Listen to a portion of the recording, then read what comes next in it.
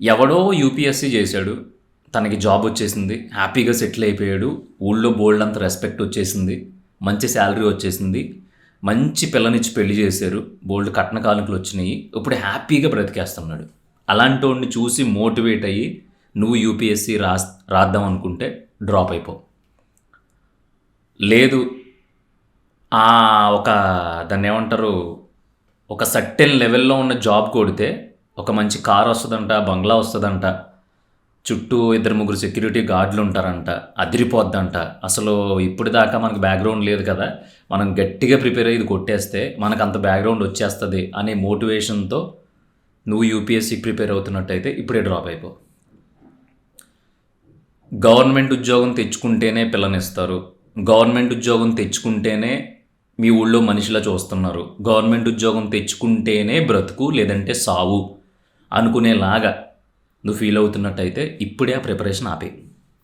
ఇప్పుడు దాకా చెప్పింది మొత్తం విన్నావు కదా, అర్థం అవ్వకపోతే లేదంటే ఇంకా బుర్రకెక్కకపోతే కొంచెం వెనక్కి ఒక 1 మినిట్ బ్యాక్కి వెళ్ళి మళ్ళీ చూడు. ఇవన్నీ ఎందుకు చెప్తున్నానంటే, ఉద్యోగం అనేది నీ ఇంట్రెస్ట్ మీద బేస్ అయి ఉంటుంది. ఒక ఆర్టిస్ట్ని తీసుకెళ్ళి ₹1,00,000 వచ్చి ఉద్యోగంలో కూర్చోబెట్టినాడు, అక్కడ ఉద్యోగం చేయడు. ఒక బాగా ఉద్యోగం చేసుకోవాలనే మైండ్ సెట్ ఉన్నోని తీసుకొచ్చి సినిమాల్లో కూర్చోబెట్టి నువ్వు ఈ క్యారెక్టర్లో యాక్ట్ చేయంటే ఆడు 10 రోజులు షూట్ చేసినా సరే ఒక్క సీన్లో కూడా యాక్ట్ చేయలేడు. ఎందుకంటే తన కప్ ఆఫ్ టీ అది కాదు. ఎవరినో చూసి మోటివేట్ అవ్వడం కాదు. ఇప్పుడు దాకా నువ్వు బతికిన బ్రతుకు కాకుండా నీ బతుకుని మార్చుకుందాం అనే కసి నీకుంటే నువ్వు యూపీఎస్సీకి ప్రిపేర్ అవ్వు. మీ నాన్న ఊళ్ళో పనిలోకి వెళ్తున్నాడు కదా, మీ నాన్న ఎప్పుడు ఎవరికి చెడు చేయలేదు కదా, మీ నాన్న ఇప్పటి వరకు ఎవరి చేతిలోది లాక్కుని తినలేదు కదా, ఉన్న దాంట్లోనే నిన్ను కష్టపడి పెంచాడు కదా. మీ నాన్న పోయే లోపు అరే మీ ఓడు పలానా ఉద్యోగం కొట్టాడంటే అసలు సూపర్ రా మీ ఓడు అని చెప్పి మీ నాన్నకి ఎవరో వచ్చి చెప్పినప్పుడు మీ నాన్న మొహంలో నువ్వు సంతోషం చూద్దాము అనుకుంటే నువ్వు యూపీఎస్సీకి ప్రిపేర్ అవ్వు. కేవలం మంచి సంబంధం వచ్చి పెళ్ళి అవుద్ది అని కాకుండా ఒక మంచి అబ్బాయి దొరికితే పెళ్లి చేసుకుందాము అనే ఆడపిల్లోళ్ళు ఎవరైతే ఉన్నారో వాళ్ళు నేను చూడగానే చాలా కష్టపడ్డాడు కానీ కొట్టలేకపోయాడు, కానీ జాబు అతను ప్రిపేర్ అయిన విధానం చూస్తే ముచ్చటేసుకొచ్చింది. జాబ్ కొట్టలేకపోయాడు కానీ ఆ జాబ్ కోసం తను కష్టపడిన ప్రయత్నం ఏదైతే ఉందో ఆ ప్రయత్నం చాలా బాగుంది. అసలు అవుతుందో అవ్వదో అని తెలిసే ఉద్యోగానికే అంత కష్టపడి ప్రిపేర్ అయ్యాడంటే రేపొద్దున మా పిల్లనిచ్చి పెళ్లి చేస్తే నా పిల్ల కోసం నా కూతురు కోసం ఇంకెంత గొప్పగా కష్టపడతాడో, ఇంకెంత గొప్పగా బాధ్యతగా చూసుకుంటాడో అనేలాగా ప్రిపేర్ అవ్వాలి అనుకుంటే యూపీఎస్సీకి ప్రిపేర్ అవ్వు. ఇక్కడ ఎవడో ఏదో చెప్తూ ఉంటాడు, మన బతుకుని మార్చుకోవడానికి చాలా చవకగా, చాలా చీప్గా, చాలా తక్కువ కాస్ట్లో మన బతుకు మారిపోవాలి అంటే హానెస్ట్గా చెప్పాలంటే దానికి మార్గం చదువు ఒకే ఒకటి. కానీ అది అందరికీ ఎక్కదు, అది సెకండరీ పాయింట్. కానీ వెరీ చీపెస్ట్ థింగ్ అంటే టక్మని వెళ్ళి బిర్యానీ తినొచ్చే అంత ఈజీగా తినొచ్చేయగలుగుతున్నామో ఇప్పుడున్న రోజుల్లో, అలాగా టక్మని ఒక 2-3 సంవత్సరాల్లో నీ లైఫ్ మార్చేసుకోగలను అనేది ఏదైనా ఉంది అంటే వితౌట్ ఎనీ ఇన్వెస్ట్మెంట్ అది కేవలం చదువు మాత్రమే. అది కూడా ఇలాంటి యూపీఎస్సీ గవర్నమెంట్ జాబుల వల్ల. ఎందుకంటే అక్కడికి వెళ్ళి కోచింగ్లు నేర్చుకుని ఇక్కడికి వెళ్ళి కోచింగ్లు నేర్చుకుని ఆడెవడో ఇన్స్టిట్యూట్లో 100 మంది ఉంటే 20 మందికి గవర్నమెంట్ జాబ్లు వచ్చేసినాయి కదా, నువ్వు అదే ఇన్స్టిట్యూట్లో జాయిన్ అయ్యి అక్కడికి వెళ్ళి కింద మీద పడిపోయి నువ్వు కష్టపడినా సరే నీకు ఉద్యోగం రాలేదని నువ్వు ఫీల్ అయిపో అవసరం లేదు. అది యూనివర్సిటీలో ఆ ఇన్స్టిట్యూట్ గొప్ప కాదు, అక్కడ కసిగా కూర్చున్నోడు గొప్ప. ఆటో డ్రైవర్ కొడుక్కి 4 గవర్నమెంట్ ఉద్యోగాలు, అంట్లు తోముకునే ఆవిడ ఉంది, ఆవిడ కొడుకు యూపీఎస్సీ కొట్టాడు. 12th ఫెయిల్ అని ఒక సినిమా వచ్చింది, దాంట్లో కూడా అంతే. వాళ్ళ నాన్న చాలా వ్యవసాయ కుటుంబం, మనోడు కట్ చేస్తే ముంబయో ఢిల్లీయో ఎక్కడికి వెళ్ళి యూపీఎస్సీ కొడతాడు. ఇవన్నీ ఎందుకు వినిపిస్తున్నాయి? మరి కొత్త యూనివర్సిటీలకి ఏమీ వెళ్ళలేదు, కోచింగ్ సెంటర్లకు వెళ్ళరు, ఎక్కడో మారుమూల విలేజ్లో ఉంటారు. కట్ చేస్తే ఒక రైతు కొడుకు యూపీఎస్సీ కొట్టాడు. ఎందుకు కొట్టాడంటే ఆడి బతుకుని మార్చుకుందాం అనుకున్నాడు. అదే చావా బ్రతుక అనుకోలేదు, ఆడి బతుకుని మార్చుకుందాం అనుకున్నాడు. మార్చుకుందాం అనుకుని తలపడ్డాడు. దేంతో? టైంతో. ఫస్ట్ నువ్వు ఫైట్ చేయాల్సింది టైంతో. నీకున్న టైంని నువ్వు ఎంత బాగా యూటిలైజ్ చేసుకుంటున్నావు అనేది చాలా ఇంపార్టెంట్. సెకండ్ పాయింట్, నీకు మూడున్నప్పుడు చదవడం కాదు, డిసిప్లిన్తో చదవాలి. గవర్నమెంట్ జాబ్ ప్రిపేర్ అయినోడైనా, కానిస్టేబుల్ అయినా, లేదంటే ఈ యూపీఎస్సీ ప్రిపేర్ అయిన వాళ్ళు, అంటే నాకు తెలిసిన కొంతమందిని నేను అబ్జర్వ్ చేసింది ఏంటంటే, నువ్వు నార్మల్ ఎగ్జామ్స్లో పాస్ అవ్వాలనుకో, నీకు మూడున్నప్పుడు చదివితే సరిపోద్ది. కానీ వేల లక్షల మంది పార్టిసిపేట్ చేసి ఇలాంటి యూపీఎస్సీ కొట్టాలనుకో, డిసిప్లిన్తో చదవాలి. అంటే దానికి నీ మూడుతో సంబంధం ఉండకూడదు, నీ పరిస్థితులతో సంబంధం ఉండకూడదు, నీ దరిద్రాలతో సంబంధం ఉండకూడదు, నీ ఎమోషన్తో సంబంధం ఉండకూడదు. బాగా గుర్తుపెట్టుకో, ఇది చాలా ఇంపార్టెంట్ పాయింట్. పొద్దున లెగిసి 9 to మధ్యాహ్నం లంచ్ వరకు చదువుతాను అనేది నువ్వు ఫిక్స్ అయిపోయిన తర్వాత టైం టేబుల్, భూకంపం వచ్చి నీ కొంప షేక్ అయిపోతున్నా, అప్పులోడు వచ్చి మీ నాన్న కాలర్ పట్టుకుని బయటికి లాక్కెళ్ళిపోతున్నా, మీ అమ్మ వంటింట్లో ఏం లేదు ఈ పూట ఏం వండాలని ఏడుస్తున్నా సరే, అయ్యేయి నీకు పట్టకూడదు. ఒక మూర్ఖుల్లా మారిపోవాలి నువ్వు. ఆ 9, 10, 11, 12 ఈ 3 గంటలు నిన్ను ఏది కదపకూడదు. అంత వరస్ట్ డిసిప్లిన్లో ఉండాలి నువ్వు. వరస్ట్ డిసిప్లిన్ అని ఎందుకంటున్నా అంటే, ఒక రాయిలా మారిపోయి నీ చుట్టూ ఏం పట్టినట్టు కేవలం ఆ ప్రిపరేషన్ తప్ప నువ్వేం పట్టించుకోకుండా కూర్చోగలిగితే ఏమన్నా గట్టెక్కుతుంది, లేదంటే అవ్వదు. ఎందుకంటే మూడుతో లింక్ వేసుకుని నువ్వు చదువుదాము అంటే, నేను మూడ్ స్వింగ్స్ ఎక్కువ, నా వల్ల అవ్వదు, నేను కూర్చున్నప్పుడే 20 చాప్టర్స్ ఖతం చేసేస్తాను అంటే అది అవ్వని పని. యూపీఎస్సీ లాంటి ఎగ్జామ్స్కి కానీ, గవర్నమెంట్ జాబ్స్ కానీ ప్రిపేర్ అయ్యేవాళ్ళు ఏ కోచింగు లేకుండా సక్సెస్ అవుతున్నారంటే, వాళ్ళ దగ్గర ఉన్న మంత్రం ఒకే ఒకటి. అదేంటంటే, వాళ్ళు డిసిప్లిన్గా చదువుతారు. డిసిప్లిన్గా అంటే కొబ్బరి నూనె రాసుకుని పక్కకు దూకుని దాన్ని ఏమంటారు, చాలా నియమ నిష్టలతో కూర్చుని చదువుతారని కాదు. ఒక టైం టేబుల్ వేస్తే ఆ టైం టేబుల్కి ఒక్క నిమిషం కూడా లాస్ అవ్వకుండా, వాళ్ళ మీదకి ఏ ఎమోషను రాకుండా, వాళ్ళు ఏం పట్టించుకోకుండా దానికి స్టిక్ అయిపోతారు. ఒక రకంగా చూస్తే భారత ఆర్మీలో ఉండే జవాన్ ఎంత డిసిప్లిన్తో అయితే ఉంటాడో, వాళ్ళు అంతే డిసిప్లిన్తో చదువులో ఉంటారు. అలా ఉండే ఫలం అయితేనే నువ్వు యూపీఎస్సీకి ప్రిపేర్ అవ్వు. నీ మూడ్ స్వింగ్స్తో ఇక్కడ ఎవరికి అవసరం లేదు, నీ కష్టాలతో ఇక్కడ ఎవరికి అవసరం లేదు, నీ ఎమోషన్స్తో ఇక్కడ ఎవరికి పని లేదు. నువ్వు కొట్టడానికి దిగావు, ఆల్రెడీ నువ్వు దిగింది ఒక యుద్ధం. అక్కడ ఎలా ఉంటుందంటే, వేస్తే పేపర్ని వేసి పడదొబ్బాలి, అంటే కొట్టాలి, ఖచ్చితంగా కొట్టాలి. లేదనుకో అక్కడతో కేల్కతం. ఇక్కడ ఆ ఎగ్జామ్కి పర్టికులర్గా యూపీఎస్సీకి వచ్చే ఇబ్బంది ఏంటంటే, దాంట్లో గెలిస్తే ఎంత గొప్ప పేరు వస్తుందో, నువ్వు మధ్యలో ఆపేసినా కూడా అంతే తక్కువ పేరు వస్తుంది. అంటే అమ్మ ఎగురుకుంటే వెళ్ళాడు, ఎరగదీసేస్తానని ఆపేసాడని. సో ఇప్పుడు ప్రిపరేషన్ గురించి అర్థమైపోయింది కదా.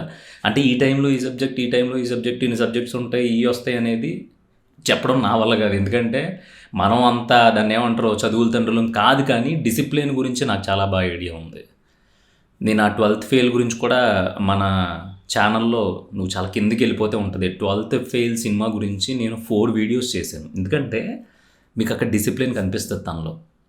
తను చాలా దరిద్రాలు అనుభవిస్తూ ఉంటాడు, ఇంట్లో నుంచి వచ్చేస్తాడు యూపీఎస్సీ కొడదామని. అసలు యూపీఎస్సీ అనేది తప్ప దాంట్లో ఏముంటాయి, ఎన్ని సబ్జెక్టులో ఏమీ తెలియదు. ఆన్లైన్ని బ్రతిమలాడుకుని చేతిలో డబ్బులు అయిపోతే వచ్చి ప్రిపేర్ అయ్యి చివరికి కొడతాడు. అతను ఆ ఎగ్జామ్ క్రాక్ చేసే వరకు చేసే జర్నీ ఏదైతే ఉంటుందో అదంతా చాలా డిసిప్లిన్గా ఉంటుంది. తిండి లేక ఒక పిండి మరలో పనిచేస్తా, ఒక పక్కన పిండి ఆడుతూ ఉంటాడు, ఇంకో పక్కన ఆ టైం టేబుల్లో ఆ టైం చదవాలని ఉంటుంది, ఒక పక్కన పిండి మిల్లు తిరుగుతూ ఉంటే పిండి మిల్లు పక్కన కూర్చొని చదువుకుంటాడు. సో అంత విపరీతమైన డిసిప్లిన్ లేకపోతే అలాంటివి జరగవు. ఎక్కడో రైతు కొడుకు కొట్టాడు యూపీఎస్సీ, ఆడు కొట్టాడు, ఈడు కొట్టాడు అని చెప్తారు కదా, అయ్యేం గాలికి జరిగిపోయినాయి కాదు. వాళ్ళు ఏ పొజిషన్లో ఉన్నారో తెలుసు, తినడానికి తినలేదని తెలుసు, వాళ్ళ అమ్మా నాన్నలో అప్పులోళ్ళ చేత దెబ్బలు తింటున్నారని తెలుసు, ఈదిలో ఉన్న వాళ్ళందరూ వాళ్ళ ఫ్యామిలీ మీద ఉమ్ము వస్తున్నారని కూడా తెలుసు. కానీ ఆడికి ఇంకోటి కూడా తెలుసు, ఇది నేను కొట్టగలను, ఇది కూడా తెలుసు ఆడికి. అందుకని ఇంకొక 2 సంవత్సరాలు కళ్ళు మూసుకుంటే తర్వాత నేను ఏంటో చూపిస్తాననేది ఆడి లోపల గుడి కట్టుకుని రోజు తలుచుకుంటూ ఉంటాడు. అంత విపరీతమైన మోటివేషన్ పెట్టుకోగలిగితే యూపీఎస్సీలో నీ జర్నీ స్టార్ట్ చేయి. లేదు ఎవరినో చూసి నేను యూపీఎస్సీ కొట్టాలనుకుంటున్నాను, ఏదో ఎక్స్పెక్ట్ చేసి యూపీఎస్సీ కొట్టాలనుకుంటున్నాను, నేను ఈ రేంజ్‌లోకి వెళ్ళిపోవాలనుకుని యూపీఎస్సీ కొట్టాలనుకుంటున్నా అంటే అది అయ్యే పని కాదు. ఇది నేను నిజంగానే చెప్తున్నా. నేను చాలామందిని చూసా. అది ఒక జీల్, అదొక ఇంట్రెస్ట్, అదొక కసి. అది ఎలా ఉంటదంటే దాన్నేమంటారు రక్తం మరిగిపోతూ ఉంటదనమాట. ఎందుకంటే ఇన్ని రోజులు ఎంత బాగా బ్రతికినా, బాగా బ్రతకడం అంటే కోట్లు, లక్షలు యేసుకొని కాదు. మనకున్న దాంట్లో చాలా నిజాయితీగా బ్రతికిన ఒక్క నా కొడుకు కూడా మనకు రెస్పెక్ట్ ఇవ్వట్లేదు కదా! నేను ఏదో ఒకటి చేసి ఆ రెస్పెక్ట్ నా ఫ్యామిలీకి ఇవ్వాలి. నా ఫ్యామిలీ సంగతి పక్కన పెట్టేసినా ఆ రెస్పెక్ట్ నాకు కావాలి అని నువ్వు డిసైడ్ అయినప్పుడు మాత్రమే ఇలాంటి మిరాకిల్స్ జరుగుతాయి. అది డిసైడ్ అయిన తర్వాత ఆ డెసిషనో, మోటివేషనో ఎండ్ వరకు ఉండాలి. అక్కడి వరకు నువ్వు పోరాడగలవా? పోరాడగలిగే ధైర్యం ఉందా? పోరాడగలిగే దమ్ము ఉందా? నిన్నే అడుగుతున్నా. ఉంటే హ్యాపీగా ముందుకెళ్ళిపో. ఎందుకంటే నువ్వు టక్కమని ఒక నెల ఒకలాగా, ఇంకో నెల ఒకలాగా, ఇంకో నెల ఒకలాగా ఉంటే మాత్రం దయచేసి అది ఆపేసి వేరే పని ఏదన్నా చూసుకో. సో ప్రిపరేషన్ వెర్షన్ అయిపోయింది కదా! ఇంకా ఓడిపోయిన వాళ్ళ వెర్షన్ చూద్దాం. ఇంత దారుణంగా ప్రిపేర్ అయ్యి, ఎక్కడా నీ సైడ్ నుంచి మరక లేకుండా చాలా కష్టపడి, చాలా స్పీడ్‌గా నిన్ను నువ్వు మార్చుకుని, నీ ఇష్టాలను వదిలేసుకొని, నీకుండే కొద్దిపాటి డబ్బుల్లో అడ్జస్ట్ అయ్యి, మైత్రివనంలో, ఎస్ఆర్ నగర్‌లో, హైదరాబాద్‌లో, జైపూర్‌లో, పూణేలో, బెంగళూరులో చిన్న చిన్న సందుల్లో, చిన్న చిన్న రూముల్లో నలుగురు ఐదుగురు కూర్చొని చదువుకున్నా అయినా సరే నువ్వు యూపీఎస్సీ కొట్టలేదు. కానీ ఇప్పుడు ఏమైంది? నువ్వు యూపీఎస్సీలో చాలా ప్రిపేర్ అయ్యావు కదా! ఓడిపోయావు కదా! సో నువ్వు ఎలా ఓడిపోయావో జనానికి చెప్పు. ఒక యూట్యూబ్ ఛానల్ పెట్టు. లేదంటే మీ ఊళ్ళోనే చిన్న యూపీఎస్సీ సెంటర్ పెట్టు. లేదా మీ ఊళ్ళోనే ఒక 10 మంది స్టూడెంట్స్‌కి తలో ₹1000 తీసుకొని ట్యూషన్ చెప్పు. నేను ఓడిపోయాను. కానీ నా దగ్గర ఇంత సబ్జెక్ట్ ఉంది. ఒక 10 రోజులు నా దగ్గర రండి. నేను నా సబ్జెక్ట్ చెప్తాను. నచ్చితే మీ ఇంట్లో చెప్పి నెలకి నాకు ఇంత ఇవ్వండి. నేను మిమ్మల్ని ప్రిపేర్ చేస్తాను అని పోరాడు. కానీ మనం ఇలాంటివి చెయ్యం. యూపీఎస్సీ ప్రిపేర్ అయ్యాను. నా తప్పేం లేదు. మాది చాలా చిన్న ఫ్యామిలీ. పలానా కోచింగ్ సెంటర్‌కి వెళ్ళడానికి నా దగ్గర డబ్బులు లేవు. అందుకని నేను ఓడిపోయాను. నేను ఇంకా దేనికి పని చేయను. సో డిప్రెషన్‌లోకి వెళ్ళిపోవాలి. నీకు తెలిసింది ఇదొకటే. నువ్వు చేతకానోడు కాబట్టి నీకు అదొకటే తెలుసు. కానీ నీకు తెలియనిది ఇంకోటి చెప్పనా? నువ్వు వీడియో చూస్తున్నావు కదా నాది. నా వీడియో అయిపోయిన తర్వాత హౌ టు ప్రిపేర్ యూపీఎస్సీ అని చెప్పి గూగుల్‌లో కానీ, లేదంటే ఇన్‌స్టాగ్రామ్‌లో నువ్వు రోజు దొర్లాడి పొర్లాడే ఇన్‌స్టాగ్రామ్‌లో కానీ, యూట్యూబ్‌లో కానీ వీటిలో కొట్టి చూసావనుకో ఇన్నొస్తాయి సమ్మరీస్. ఇన్ని విధాలుగా ప్రిపేర్ అవ్వడానికి ఇంత స్కోప్ ఉంటుంది. అన్నట్లో నువ్వు ఒక లైన్ పట్టుకుని రోజుకొక గంట ఆ ప్రిపరేషన్‌కి ఇవ్వగలిగితే మేబీ కోచింగ్ సెంటరోడు ఇచ్చినంత భయంకరమైన కోచింగ్ అంత మోటివేషన్ నీకు దొరకకపోయినా 80% పట్టుకోగలుగుతావు. 80% పట్టుకోగలుగుతావు యాక్యురసీ. అది కూడా నేను టెస్ట్ చేసే నీకు చెప్తున్నా. కానీ అయ్యేయి మనకొద్దు. పలానా చోట, పలానా చోట, పలానా ఓడు కొట్టాడు. అక్కడికి వెళ్ళిపోవాలి. అక్కడికి వెళ్ళకపోతే నీకు రాదు. అక్కడికి వెళ్ళకపోతే నీకు మోటివేషన్ రాదు. అక్కడ డబ్బులు దబ్బెట్టుకోకపోతే నీకు బుర్ర పనిచేయదు. మన బతుకు బాగోనప్పుడు మనకున్న దాంట్లోనే మనం ప్రిపేర్ అవ్వాలి. మనకున్న ఆయుధాలతోనే మనం యుద్ధంలోకి దిగాలి. అవతల రాజ్యంలో ఎవడో ఇంకో రాజ్యాన్ని గెలుచుకోవడానికి అరేబియన్ గుర్రాన్ని వేసుకెళ్ళాడంట. ఆ గుర్రం ఖరీదు 10 లక్షలంట. ఆడ యుద్ధంలో గెలిచాడంట. ఎందుకంటే ఆ గుర్రం యొక్క గొప్పతనం అదే. చాలా వేగంగా వెళ్ళి శత్రువులు కొట్టేసింది కాబట్టి ఆడు గెలిచాడు. కానీ నీ దగ్గర, నా దగ్గర గాడిద మాత్రమే ఉంది. ఎందుకంటే మన అమ్మా బాబుల స్తోమత అది. ఆ గాడిద మీదే బయలుదేరు. ఒక రాజ్యం కాకపోయినా కనీసం ఒక పల్లెటూరునైనా గెలుచుకుంటావు. కానీ ఈలోపు నువ్వు ఊహించుకోవాల్సింది, నువ్వు నమ్మాల్సింది ఏంటంటే నువ్వు కూర్చుంది గాడిద మీద కాదు, నీ నమ్మకం మీద. అది నువ్వు ఎలా డ్రైవ్ చేస్తే అలా డ్రైవ్ అవుతుంది. ఇది నువ్వు నమ్మినా నమ్మకపోయినా నిజం. నీకేదో ఒత్తెలిగించి సారాజోలా పైకి వదలడానికి, మోటివేట్ చేయడానికి ఈ వీడియో చేయట్లేదు. చాలామంది గత కొన్ని రోజులుగా అడుగుతున్నారు. నాకు తెలిసి మే ఎండింగ్లో ఎప్పుడు ఎగ్జామ్స్ ఉన్నాయంట. నా సిన్సియర్ రిక్వెస్ట్ ఏంటంటే ఇక్కడ ప్లాన్ బీలు అంటూ ఏమీ లేవు. కొడితే కొట్టడం ఇదొక్కటే ఉంది. దాని తర్వాత ఓడిపోవడమే, ఇంకో ఆప్షన్ లేదు. మేబీ ఇంకో దాంట్లోనో సప్లీ రాసుకోవచ్చు, ఇంకోటో ఉంటుంది. ఇక్కడ అలా కాదు.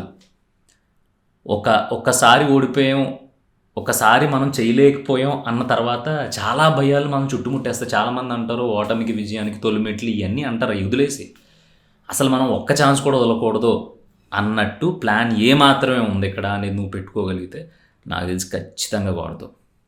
సెకండ్ వెర్షన్ ఓడిపోవడం కూడా అయిపోయింది. ఇక మూడోది మన చుట్టూ ఉండే చెత్తనా కొడుకులు మాట్లాడే మాటలు. అంటే రే వీడికి 10థ్లో 350 వచ్చినాయి, వీడు యూపీఎస్సీకి ప్రిపేర్ అవుతున్నాడంట అని ఒకడు అంటాడు. వీడు ఇంటర్మీడియట్లో సచ్చిచెడి పాస్ అయ్యాడు, వీడు యూపీఎస్సీ ప్రిపేర్ అవుతున్నాడంట అని ఇంకొకడు అంటాడు. అమ్మ వీళ్ళు బాబు ఏమో పనిలోకి వెళ్తున్నాడు రా, వీడు యూపీఎస్సీ కొట్టేసి కలెక్టర్ అయిపోతాడంట, లేదంటే యూపీఎస్సీ కొట్టేసి ఇంకోటి అయిపోతాడంట అని ఓడో ఉంటాడు. ప్రతి ఒక్కడికి ఒక యూనివర్స్ ఉంటుంది. ఆ యూనివర్స్లో